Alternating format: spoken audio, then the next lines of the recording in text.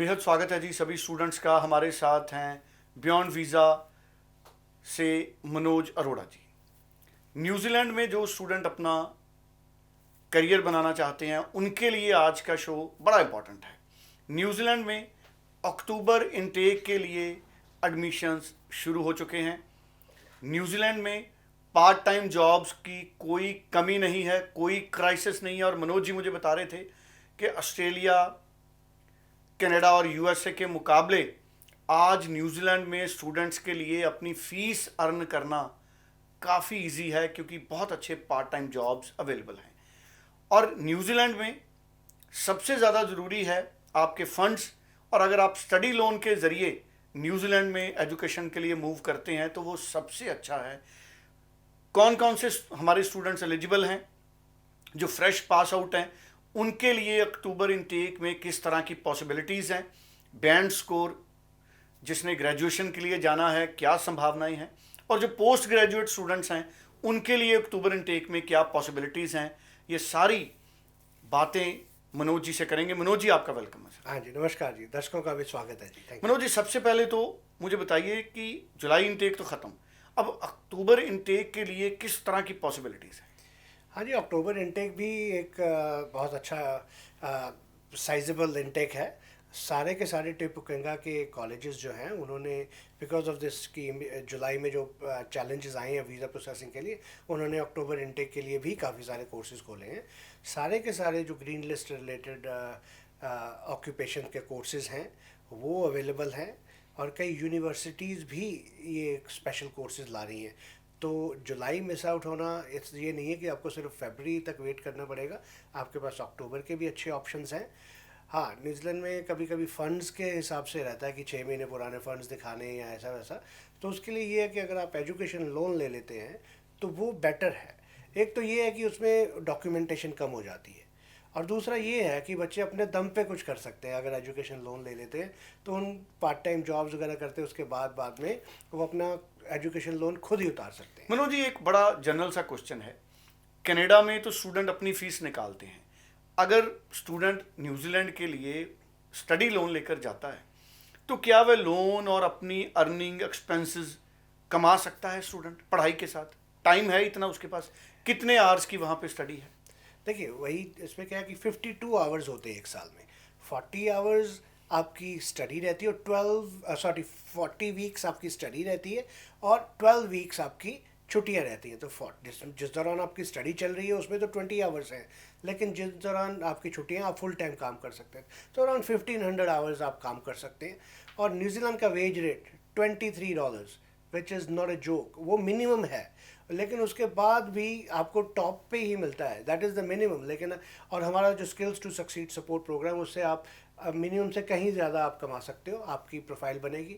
तो जैसे मैंने कहा कि 1500 आवर्स आप काम कर सकते हैं, और जो आप टैक्स वगैरह कटा के $19 है, और वो तो आपका वो हो गया। लेकिन क्योंकि आपका इनकम थ्रेशोल्ड कम है, तो आपको जो टैक्स देंगे वो भी वापस मिलेगा। तो इसलिए आपको न्यूजीलैंड बेस्ड कंसल्टेंट से बात करके अपनी पूरी की पूरी फाइनेंशियल प्लानिंग, हम आपके सिर्फ वीज़ा की प्लानिंग नहीं कर रहे, वीज़ा कंसल्टेशन नहीं, हम आपके न्यूजीलैंड के करियर गाइड हैं, जिसमें न्यूजीलैंड का पूरा 4.5-5 साल का आपका प्लान बना के देंगे। आपका पहले क्या पैसे लगने वाले हैं, रिटर्न ऑन इन्वेस्टमेंट क्या है, पार्ट टाइम जॉब्स का क्या है, फिर उसके बाद टैक्सेशन क्या है, और उसके बाद पोस्ट स्टडी वर्क वीज़ा क्या है। बिल्कुल ठीक है। अच्छा, 10+2 जो हमारे पास आउट हैं, फ्रेश पास आउट ही न्यूजीलैंड में जाएंगे? कितना गैप न्यूजीलैंड में एक्सेप्टेबल रहेगा अक्टूबर इनटेक में अगर एडमिशन लेनी है हमारे स्टूडेंट्स ने जिन्होंने ग्रेजुएशन में जाना है? देखिए, न्यूजीलैंड में कोई ऐसा हार्ड एंड फास्ट रूल नहीं है कि 22 पास आउट नहीं है। New Zealand is welcoming that. और तो उल्टा हम कह सकते हैं कि it was a very crucial time for me. बहुत बड़ा फैसला है मेरी ज़िंदगी का, को मैंने सिर्फ जल्दबाजी में फ़ैसला नहीं लिया। मैंने सोचा है, मैंने अपने फंड्स पे काम किया है, और डिसीजन बनाने के लिए मैंने प्रॉपर करियर गाइडेंस ली है और सब कुछ किया है। और न्यूजीलैंड की जो वीज़ा प्रोसेसिंग टाइम है उसके हिसाब से मैंने, और ये अच्छा रहेगा कि जितनी जल्दी आप ऑफ़र लेटर निकलवा लें वो बेटर। जिस दिन आपने ऑफर लेटर के लिए अप्लाई कर दिया उस दिन से आपका गैप होना बंद। अच्छा, न्यूजीलैंड में? हाँ, न्यूजीलैंड में जिस दिन, क्योंकि कह सकता है कि मेरा प्लान यहाँ से शुरू हो गया, अब तो मैं न्यूजीलैंड पे फोकस्ड हूँ। तो इसलिए बहुत एक सही सोच रखनी पड़ेगी, स्मार्टली काम करना पड़ेगा। अब ये बहुत जो हो रहा है कि नहीं ऑस्ट्रेलिया में इतना टाइम लग रहा है, जीटी है, ये है, वो है। और न्यूजीलैंड का सुरेंद्र जी ये सबसे बड़ा एडवांटेज ये है कि सारी की सारी फीस आपके वीज़ा लगने के बाद जाती है। ऑफिशियली, अनऑफिशियली नहीं, ऑफिशियली। ऑफिशियली सारी की सारी फीस ऑफिशियली पहले आप अप्लाई करें। कोई सिर्फ आपको इमिग्रेशन फ़ीस के अलावा कोई खर्चा नहीं है, सिर्फ मेडिकल और इमिग्रेशन फ़ी और ये जो छोटे मोटे अटेस्टेशन एंड ऑल दैट है। और जब आपके पास हाथ में डिसीजन है तब आप कोई फ़ीस पे करते हैं। इसलिए जैसे कनाडा में है कि पहले जीआईसी अकाउंट खुलवाओ, फीस भेजो 1 साल की, ये करो, अनफॉर्चुनेटली नहीं आता तो आपको कितना नुकसान है। सेम वे ऑस्ट्रेलिया में भी यही है कि पहले सीओई निकलवाने के लिए फ़ीस देनी पड़ती है और सारा कुछ। न्यूजीलैंड के लिए ऐसा कुछ नहीं है, आप अपने फंड्स आपके पास ही रखिए। यू डोंट, अगर आपके पास कोई एफडी है ये है तो उसको तुड़वाने की ज़रूरत नहीं है। आप बता दीजिए कि मेरी एफडी है, तो जब आपको कहेंगे कि आप फीस पे करो तो आप उसी एफडी को तुड़वा के एफडी को करंट अकाउंट में डलवा के करिए। तो इसलिए बहुत सारी प्लानिंग करनी पड़ती है। इसलिए सिर्फ एक वीज़ा लगवाना और उसके शोर में कि वीज़ा के शोर में दबके ना रह जाए, एक प्लान करें। एक एक पैसा काम आने वाला है आपका। तो इसलिए New Zealand is very very good destination उस हिसाब से कि गैप और आइट्स का स्कोर जिन्होंने ग्रेजुएशन में जाना है वो भी एक बार आप इस्टेब्लिश करें। हाँ जी, 22 pass out more than welcome, 6 5.5 more than welcome. और अच्छे अच्छे कोर्सेज 6 5.5 में आपको ये नहीं कि कोर्स का कॉम्प्रोमाइज़ कुछ करना पड़ेगा। मतलब 6 ओवरऑल एंड हाँ जी 5.5। हाँ 5.5 और 50 नो लेस देन 42। पीटी की पीटी बात की पीटी में 50, no less than 42। No less than 42। This is a great option. अगर 10 तारीख के बाद कनाडा 60 कर भी रहा है तो उसका क्या फ़ायदा है। जी। तो ये नहीं कह रहा कि आपको पीटी कम स्कोर है तो इसलिए न्यूजीलैंड चले जाओ, लेकिन मैं ये कह रहा हूँ कि न्यूजीलैंड का जो सोच है कि हाँ भी ठीक है, अगर आप आ रहे हो एक English speaking country, non English speaking country से, आओ और अपनी इंग्लिश वहाँ सुधारो जितना मिनिमम चाहिए आपको। तो 22 pass out no problem, 50 42 no problem. PT, हाँ पीटी का। जी बिल्कुल ठीक है। हाँ, और अच्छे अच्छे कोर्सेज हैं, ये इंजीनियरिंग के बहुत अच्छे ऑप्शंस हैं, लैब टेक्नोलॉजी के ऑप्शंस हैं, और अगर डिग्री भी करनी है उसके लिए भी यही ऑप्शन है। तो एक बार कोई भी डिसीजन लेने से पहले मैं आपके दर्शकों को कहता हूँ कि आप स्टूडेंट डिग्री और डिप्लोमा कैसे चूज करें। देखिए, जो अभी ग्रीन लिस्ट की बात हो रही है कि बहुत सारे कोर्सेज हैं, कंस्ट्रक्शन या डिप्लोमा एंड ऑल दैट, लेकिन बच्चों को ये देखना है कि वो ऑक्यूपेशन तो ठीक है, लेकिन ग्रीन लिस्ट में वो उसका ऑक्यूपेशन डिप्लोमा से वो उसकी कंडीशन सेटिस्फाई नहीं होती है। और अगर आप डिप्लोमा कोर्स उस ग्रीन लिस्ट रिलेटेड ऑक्यूपेशन में करते हैं तो आपको पोस्ट स्टडी वर्क वीज़ा उसी से रिलेटेड है। लेकिन हम ये इनकरेज करते हैं आप डिप्लोमा से शुरू कीजिए, वहाँ पे जाइए, आपकी फंडिंग और ये सब चीज़ें इजी रहती हैं। और तीसरे साल अगर आपको लगे तो आप उसी डिप्लोमा को डिग्री में कन्वर्ट करें और फिर आपका पोस्ट स्टडी वर्क वीज़ा 3 साल का हो जाता है। तो कोई भी, जैसे सब कुछ देखिए, हमारा क्या मकसद क्या है, इंफॉर्मेशन बहुत है मार्केट में, लेकिन इंफॉर्मेशन और नॉलेज में फ़र्क है। तो आपको नॉलेज अगर चाहिए न्यूजीलैंड की, तो वी गारंटी यू कि nobody knows New Zealand better than we do. बिल्कुल। और मनोज जी खुद न्यूजीलैंड के स्टूडेंट रहे हैं। आपको कितना टाइम हो गया न्यूजीलैंड में मनोज जी। देखिए, मैंने अपने खुद की जर्नी ऑस्ट्रेलिया से शुरू की थी जब मैं 97 में पढ़ने गया था। उसके बाद पिछले 20 साल से न्यूजीलैंड में रह रहा हूँ। मेरी अपनी फैमिली है वहाँ पे, और मैं और मेरे न्यूजीलैंड में 1-2 और भी बिजनेसेस रन किए। तो इसलिए मेरा ये फ़र्ज़ बनता है कि जो मैंने सीखा है न्यूजीलैंड के बारे में, हमारे जो नई पीढ़ी आ रही है वहाँ पे, उनको भी हम अच्छे से गाइड करें, हमारी कम्युनिटी वहाँ पे स्ट्रांग हो। और बीइंग ए न्यूजीलैंड, मेरा ये फ़र्ज़ भी बनता है कि कोई भी न्यूजीलैंड के सिस्टम को अब्यूज़ ना करें।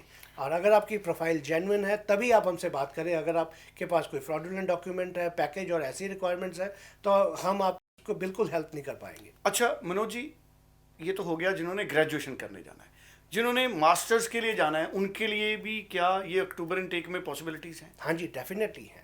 न्यूजीलैंड में मैं बताना चाहता हूँ कि 4 तरह के ऑप्शन इंस्टीट्यूट्स हैं। सबसे पहले हैं यूनिवर्सिटीज़, फिर ऑकलैंड बेस्ड पॉलीटेक्निक्स, फिर ऑकलैंड से बाहर वाले पॉलीटेक्निक्स, और फिर प्राइवेट या स्पेशलाइज्ड कॉलेजेस जिनको कह देते हैं। स्पेशलाइज्ड में NZMA है, वाइटक्लिफ है, AIS है, ये भी इक्वली गुड है ऑप्शंस और इकोनॉमिकल हैं। फिर उसके बाद अगर देखा जाए तो ऑकलैंड के बाहर के पॉलीटेक्निक्स, उसमें फ़ीस का गवर्नमेंट ग्रांट दे रही है कई मास्टर्स डिग्री प्रोग्राम के लिए, स्पेशली जिन बच्चों ने ग्रेजुएशन के बाद मास्टर्स करने जाना है। और फिर आते हैं ऑकलैंड के अंदर वाले जो हैं, अगर आप अफोर्ड कर पाते हैं तो ऑकलैंड में ही पढ़िए। सबसे बड़ी सिटी है, 40% न्यूजीलैंड की पॉपुलेशन ऑकलैंड में रहती है, तो आपको बहुत कुछ सीखने का मौका। फिर आती है यूनिवर्सिटी। यूनिवर्सिटी ऑब्वियसली थोड़ी महंगी है, लेकिन अगर आपके कोई स्पेशलाइज्ड कोर्सेज हैं तो आपके न्यूजीलैंड में रिटर्न ऑन इन्वेस्टमेंट बहुत अच्छा है। अगर आपने इतना पैसा इन्वेस्ट किया है और आपके पास 1.5 साल, और न्यूजीलैंड में कई डिग्रीज जो हैं 1 साल की भी हैं, तो 1 साल में ही मास्टर और 3 साल का पोस्ट स्टडी वर्क वीज़ा।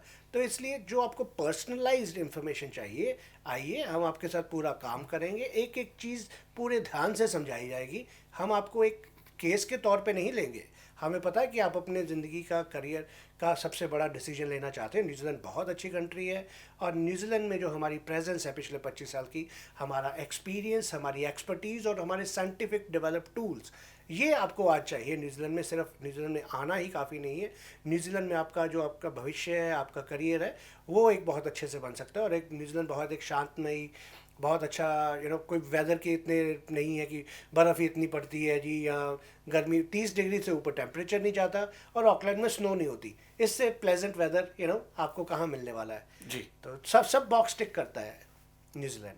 चलिए, thank you so much Manoj ji, बड़ी अच्छी इन्फॉर्मेशन मनोज अरोड़ा जी ने हमारे साथ शेयर की है। कोई भी स्टूडेंट मनोज जी से बात कर सकता है और ईमेल भी कर सकते हैं। आपके पास स्क्रीन में नंबर है, पंजाब का नंबर भी है, न्यूजीलैंड का नंबर भी है। आप दोनों जगह मनोज जी से अपॉइंटमेंट लेके मिल सकते हैं। ऑनलाइन मनोज जी के साथ आप जो अपना गाइडेंस का प्रोसेस है उसको आगे बढ़ा सकते हैं। Thank you so much Manoj ji. Thank you Surendra ji, thank you ji.